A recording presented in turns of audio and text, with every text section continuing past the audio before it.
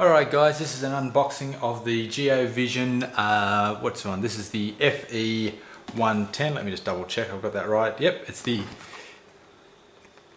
FE110 1.3 megapixel fisheye camera.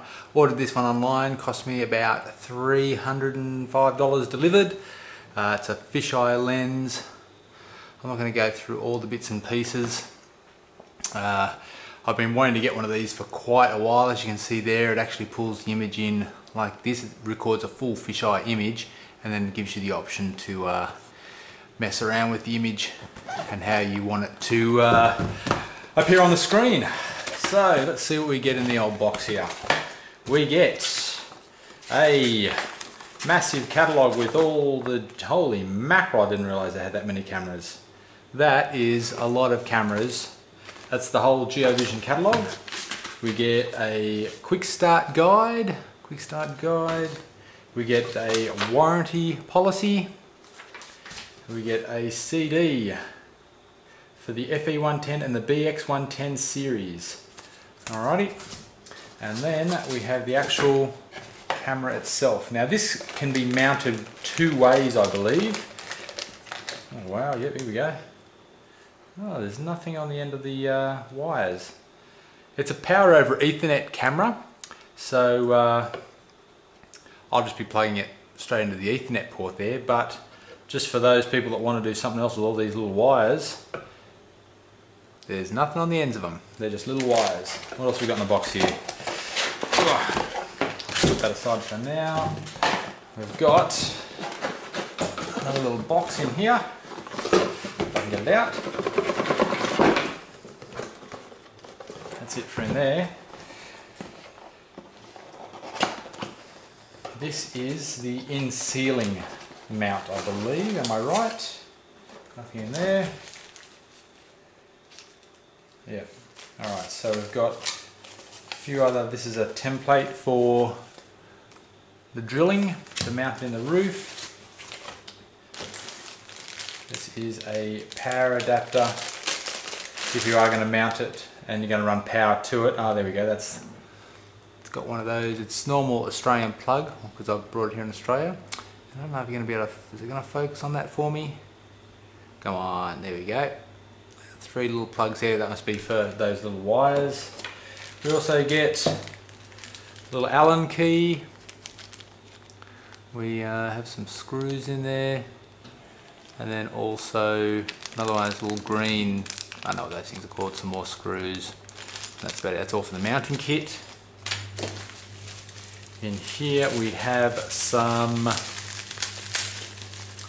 these I believe, yep, if you've watched some of the other videos on YouTube, these are actually the mounting brackets that go on the sides here.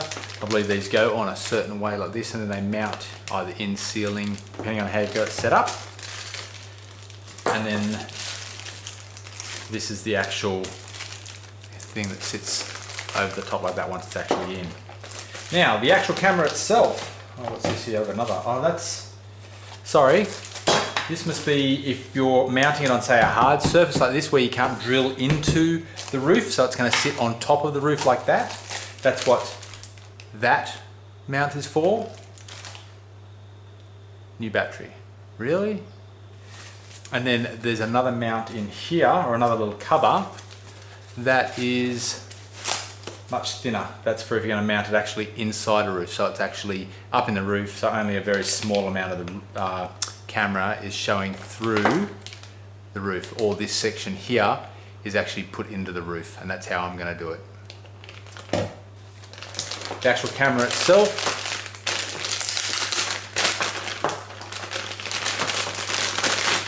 got some decent weight to it. It's got a little lens cover there, I think. Pop that off. And that is the little fisheye lens. Size wise, well, I think it's a hand, I guess.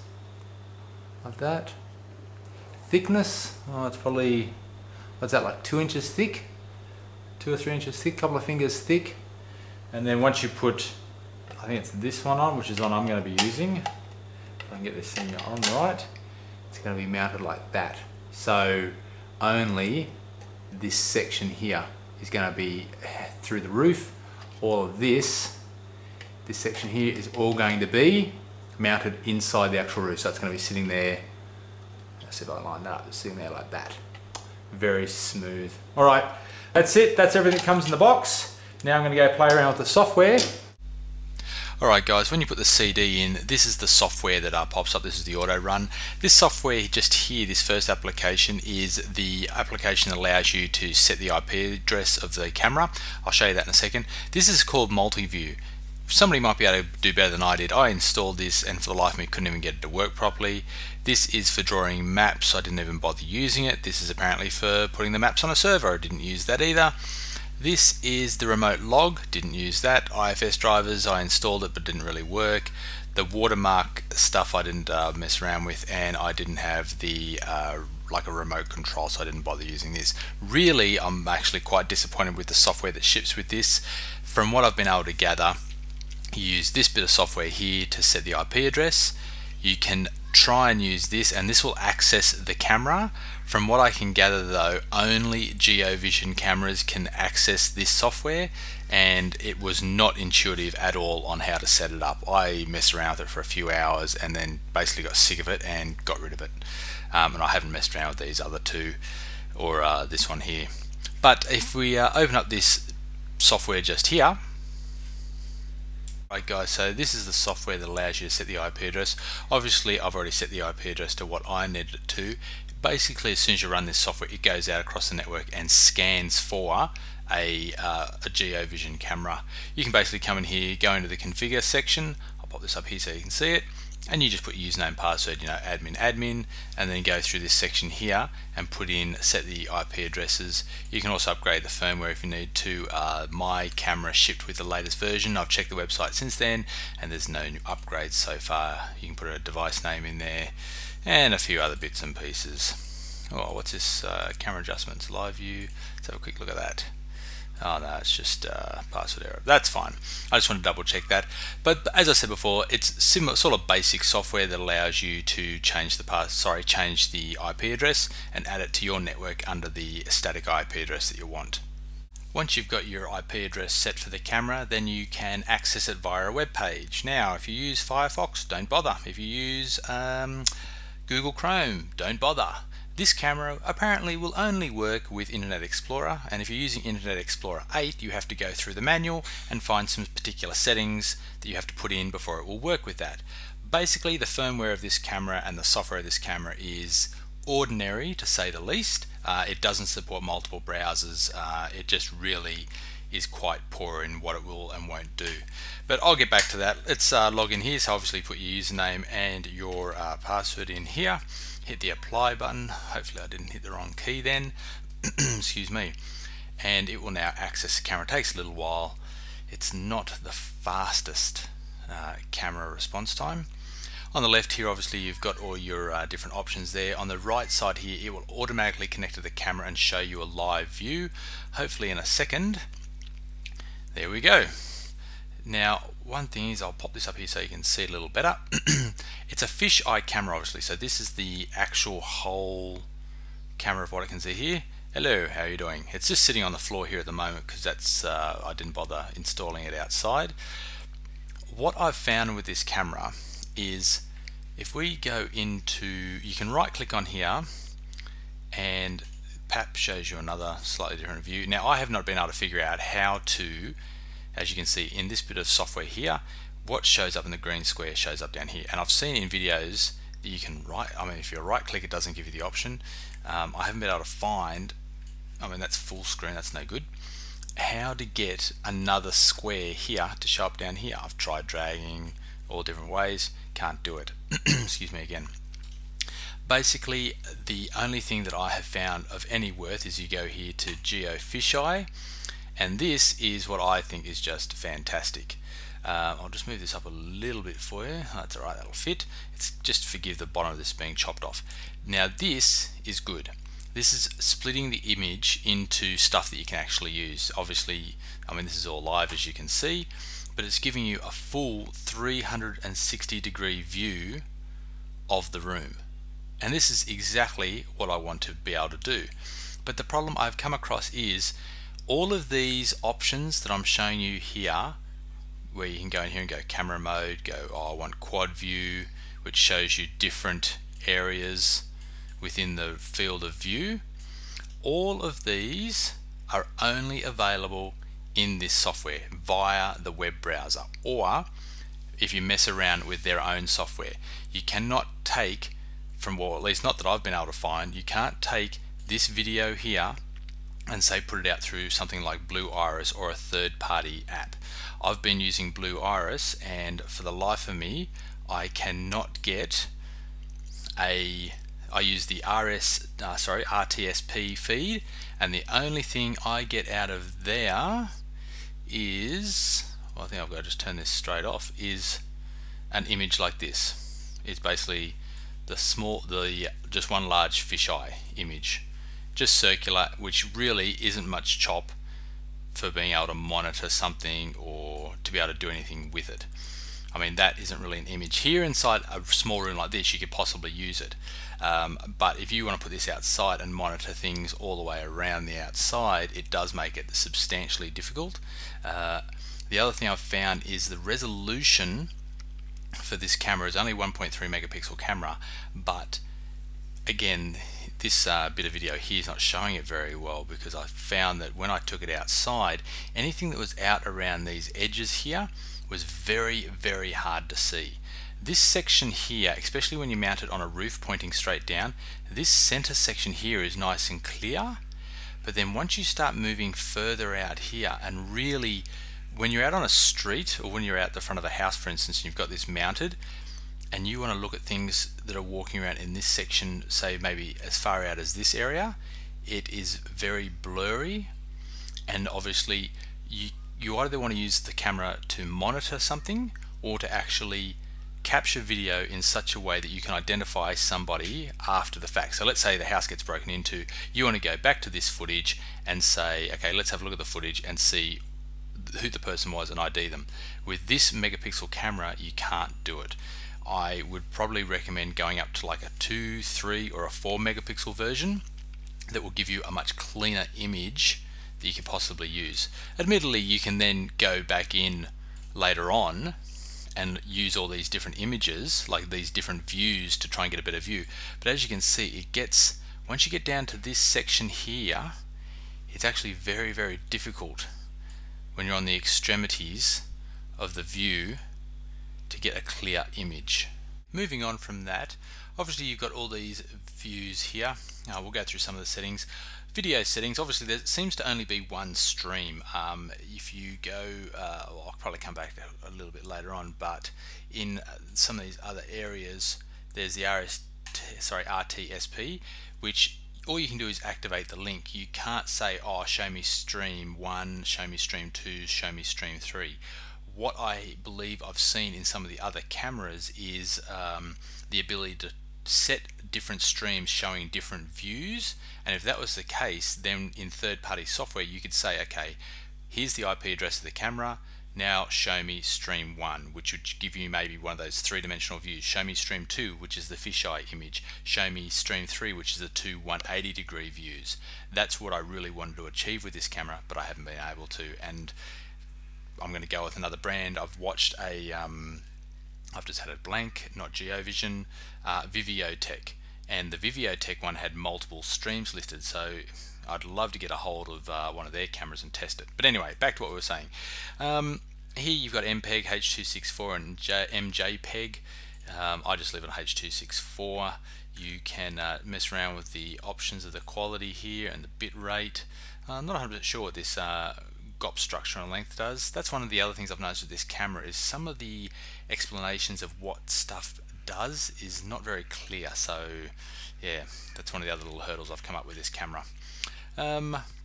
So that's all of that stuff. Motion detect, you can set that up if you want to do motion detect actually through the camera. Privacy mask, if you want to blank out sections, like if you wanted to blank out, say, you know, the door, or if you want to blank out like keyboards or things like that, you could do that. Text overlay, obviously to throw text on there. Tampering alarm, it has one of those little green alarm things on it, but I think it also has some tampering stuff in it. Visual automation, did you spit that out? Now I'm not sure if it's going to show you here, but I will go back. Actually, we won't show it here, but if I go back into this streaming, and I'll just show you one of the little things that I thought was quite interesting with the visual automation, and that is tracking. It does very well with tracking. Now if I, again, like I said, all these settings here are just worth nothing. You need to go into the fisheye here like this, and then if you click in this one and then you go into, you got line image, okay, that is, I might as well go through these while we're going. That is just to crop it to make sure it's actually sitting right. So we'll go, yep, beautiful. Okay, next one, what do we got next? Camera mode. We've got quad view, which gives you 4 different views, and you can set whereabouts you want to look. Okay, and then camera mode, you've got 360, which is a full 360-degree view of the room that you're in, and then you can choose where the 2 top ones look. Beyond that, we go into dual 180, which then shows you, basically the whole room in well, it's pretty self-explanatory, 2 180-degree views of the room. Then we go down into this one, single view, which gives you basically one view. Okay. Then if I'm going to go back to dual 180 because that's a nice view to work with. The next thing I'll show you here is camera position. Let's say it's on a ceiling, it'll just flip up the image upside down. One that I haven't put it on is wall. Let's see what wall does. It just gives you one 180-degree view. So let me just put it back down on the ground, and now I just want to make sure that the tracking option, I don't think the tracking option shows up. No, it doesn't. So let's go camera mode, put it on ceiling, and then you'll find in here, and it's not gonna, I'm gonna have to go and find the setting. Let me just make sure I've got it right. Settings, no. Alright, give me 1 second. Okay, sorry guys, what I meant to say was you need to go into this section here. You need to go 360-degree view, and then let's quickly pop it back into the right. It's not ceiling, it's ground. And then you'll find here you've got auto pan, zoom, 360-degree object tracking, and advanced settings. If I go with tracking, now what it's doing is down here it is looking for movement, and then one of these cameras up here will track the movement. So if I move my arm, it detects my arms moving in the bottom camera. If I move the whole chair, now it starts to notice there's all movement in this area, and it automatically locks onto it. Once I stop, it'll stop tracking the movement next to the window on my arm. Well, it'll sit there like that because that was where the last movement was. Okay, but you can also then set the zoom. You might say, I'll zoom right in on this guy whenever something happens.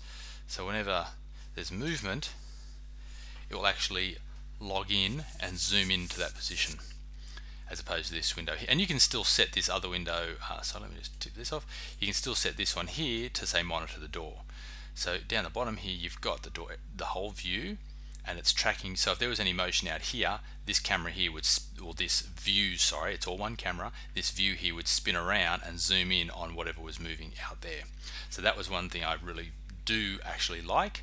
See, look at that, as soon as I move the chair a little bit, that's a good example there of where it's zoomed in. But as you can see, 1.3 megapixel camera, this type of image, it's alright. Obviously as soon as you go into any type of zooming, it really starts to struggle. If I move up there, see, well, there you go, it's not picking up that movement there very well. There we go. Okay, continuing on, we'll leave that for now. So that was all the visual stuff here. The I/O is really, that's to do with if you're hooking it up to alarms. Then you've got all the normal settings like email, FTP, if you want to go through that. Now this Center version 2 I have not messed around with, and I couldn't figure out what the heck it actually did. I'm not sure if this actually connects up and gives you like more software to work with, as far as like you can have multiple cameras again coming into here. It's not like the software is standalone. My understanding of this is that if you set up one camera to connect to, say, the camera I've got here, you could set up this to connect to a separate camera, and then you could run sort of a monitoring setup in this section just here. Just ignore my dog in the background. Alright, and again, this is visual, I don't know what that is. Video recording gateway server. Okay, again, no idea how this works. This is what I mean. The software was very, sorry, not the software. Well, software was difficult to understand and hard to set up, and the instructions for it was also very ordinary. Monitoring, recording the camera, so you can set up different time schedules here. I really just want to flick through these so you guys can have a look and pause on anything that you might find interesting. Oh, really didn't like that. Okay, status obviously gives you all that type of stuff. Advanced TCP/IP, if you want to put all those in. And then you can set up all the date, time, and all of that thing. So that is basically the software, and that's the quality of the camera. I might try and actually set this up outside to give you a bit more of a view of that if I get a chance, but yeah, really my biggest disappointment with this is the fact that this image here is the only image you get, and it doesn't really cut it as far as quality, because with an image like this you can really only monitor, but you can't identify somebody from quality like this. So you would actually need to, I love how I talk with my hands and you guys can see it, fantastic. If you wanted to identify somebody via this footage, you would actually need to have much higher resolution, and I just don't think when it comes to fisheye cameras that a 1.3 megapixel camera cuts it. And that's, you know, they bring an entry-level camera into the market, well, that's fine. But if I had the time over, and if I did get one of these cameras again, I would probably go up to say a 3 or a 4 megapixel camera to try and get that quality. Okay guys, this is what I mean. I've set up the camera outside now. This is obviously the cabling hooking it up just here, and I've split it into the two 360-degree views. Front door, street. And as you can see, it's very hard to make out anything on the street, which is why for a monitoring or an identification purpose, it's not really going to suit my needs. Now here we go. Here's the same view from within Blue Iris, and as you can see, it's almost impossible to see what's happening on the street level there. I mean, that's really the street around that curve just there. Sure, I could see somebody walk down here and walk this way, but within here I don't, as you can see, have any options, because Blue Iris doesn't support this camera, and this camera won't actually give out anything else besides this image through the RTSP feed, which is why I'm kind of disappointed. And I literally can't do anything with this. I can't move it, I can't do anything. Literally I just get the straight static feed. Oh, it just dropped out for a second, and that's all I get. So that's why I'm kind of disappointed with how this camera operates. Okay, so just finish up. Yeah, really, I've got to say that I am quite disappointed in this camera. Within the web browser, it's quite usable. Like this video here, you know, you'd at least be able to, you know, use it for monitoring. But the fact that oh, some dogs going off in the background there, but as far as being able to actually use the software in any third-party application, nothing. At least if it had multiple feeds out of the RTSP, we'd be able to use it. I have actually emailed Geovision 3 times through their website and received no response whatsoever. I've received an automated response saying that your inquiry has been received, and to please resend again if after you have not received, if you haven't received a reply in 3 business days, send it again. Well, I've sent it 3 times. So just my whole experience with Geovision has been quite poor. I wouldn't recommend their product, and I wouldn't recommend their tech support because it's been, well, woeful. I shouldn't have to send the same email 3 times trying to get a response out of a company. So yeah guys, that's my review of the Geovision. Now, as I said, this is actually only the 1.3 megapixel image, 1.3 megapixel camera, which is an FE110 if memory serves me correctly, or the 100 depending on which country you're in. They do have a model above it which I think is about $500, $600, which is a 3 megapixel. So yeah, we'll wait and see. I still haven't decided what I'm going to do with this camera. It may end up on the junk heap or on eBay the way it's going. So yeah. Anyway guys, I hope you've enjoyed this review. If it's been of any use to you, or you'd like to see more reviews, thumbs up or comment down below. Or if you have seen something in here that I've gotten wrong, or you know how to fix the problem I have, please contact me or put a comment down below, because I'm happy to be corrected, and I would more than happily review my review to include any new information that improves my experience with this camera, because I'm no expert by any length of imagination. I'm just sort of a novice messing around with these things, but I'm more than happy to be corrected by somebody else if they know how to get it working. Alright, I'll see you next time.